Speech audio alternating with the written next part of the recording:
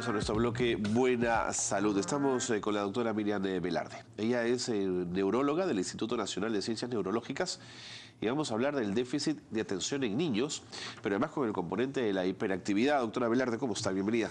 ¿Qué tal, Carlos? Gracias por estar con nosotros. Gracias a ustedes por la invitación. Cuénteme, ¿cómo detectar un déficit de atención? Y presumo que en esto es importante la ayuda de los maestros que están con los chicos tantas horas. Sí, efectivamente, porque es el maestro el que se da cuenta. Porque hiperactivo el niño puede ser desde la barriga de la mamá. Ajá. Porque es inquieto, movido en la barriga, que dicen, tengo un futbolista, ¿no? Entonces, pero luego viene la parte ya que va creciendo, va caminando, y todos son movidos los niños porque así es el desarrollo. Pero estos a veces la mamá no se da cuenta porque es su único hijo, ¿no? Entonces o lo ve más inquieto, más movido, pero en el ambiente del hogar uno lo puede manejar todavía, salvo que sea demasiado. Pero cuando llega ya al ambiente escolar, que el ambiente escolar es un ambiente estructurado, en el que el niño ya debe seguir órdenes. Claro, hay ciertas normas, ¿no es cierto? Normas, claro. Y resulta que no hace caso, que se para en medio de la clase, que interrumpe, y así, otras cosas. Entonces es el profesor el que pone el grito de alarma y comienza a decirle a la mamá qué pasa con el niño. Entonces comienza, luego puede intervenir una psicóloga si el colegio tiene a este profesional, y lo derivan pues al especialista. ¿No corremos el riesgo de confundir a un niño movido con un niño con déficit de atención e hiperactividad?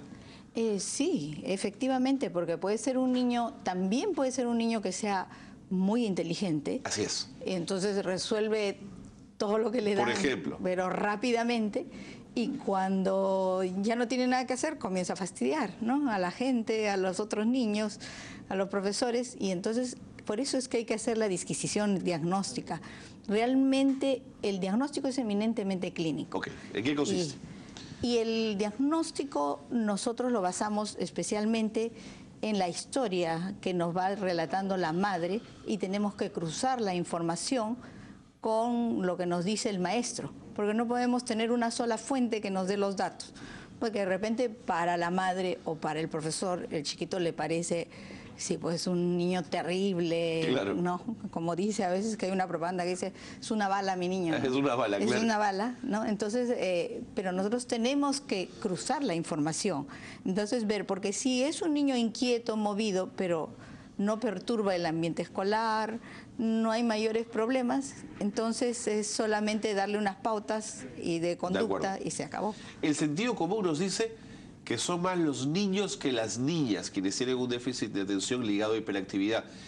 ¿Esto es así o es un sentido común, una mirada más, no, más lejana? Efectivamente, la proporción de niños sobre las niñas es mayor con referente a este síndrome del trastorno por déficit de atención con hiperactividad. Normalmente era 4:1. Pero como los tiempos cambian, ahora se va acercando. Ya no es 4:1, es más o menos 3:1, porque las niñas también han entrado a esta brecha. ¿Y cuál es la explicación? La explicación vendría a ser porque tiene todo esto una base en la parte que estaría ligado, por ejemplo, también los problemas de aprendizaje están ligados más a los varones que a las mujeres. Entiendo. Y esto sería más por la parte de la testosterona. Entonces parece que por ahí estaría, así como por ejemplo en la dislexia, ¿no?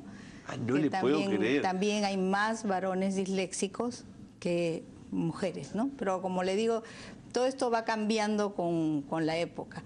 Además hay otra situación, que a las niñas a veces tienen mayor un trastorno de déficit de atención, y porque a estas chicas a veces, o a estos niños que tienen déficit de atención, no se los detecta, porque ellos sí están tranquilitos en el aula, claro, pero están en la luna, ¿no? Entonces, pero están tranquilos. Hemos hablado de niños, pero ¿qué pasa con los adultos que tienen este problema? Lo que pasa es que el TDAH es un trastorno que persiste hasta la adultez. Hay un 60% de pacientes que han sido diagnosticados del TDAH y ellos tienen problemas todavía en la adultez. Lo importante por eso es detectarlos cuando son pequeños para darles pautas para la vida. Pero a partir de la socialización no hay modificaciones hacia la adultez claro, en la conducta. Por eso es que hay que identificarlos, Okay. porque cuando estos niños no son identificados a tiempo, reciben los embates de todos, de la familia, los profesores, que le dicen, es terrible, es un malcriado, ese no, siempre no puede quedarse quieto en su sitio. Chico, claro. Entonces la autoestima se le disminuye y no se siente que él es capaz de responder en la vida. Entonces, ¿qué es lo que pasa? Ellos tienen mucha tendencia en la adolescencia a ir por conductas negativas, por las drogas, el alcoholismo, pandillas. Ese es el problema que tienen de fondo. Entonces, por eso se les debe detectar a tiempo para luego trabajarlos con él si es necesario la parte medicamentosa, la parte de la conducta y lograr que cuando sean adultos porque generalmente ellos tienen una inteligencia normal o superior y tienen una gasolina de alto octanaje, que es lo que necesitamos en la vida actual, pues, ¿no? Entonces, para ellos realmente utilizar bien sus recursos es fundamental. Es fundamental. Doctora Velarde, muchas gracias por habernos ayudado a entender un poquito más estos temas y a entender que los chicos movidos, caray, pues son movidos por algo, pero no necesariamente tienen un déficit de atención e hiperactividad. Muchas gracias por haber estado con nosotros. Gracias a ustedes. Sí. Les dejo con esta campaña interesante, operaciones gratuitas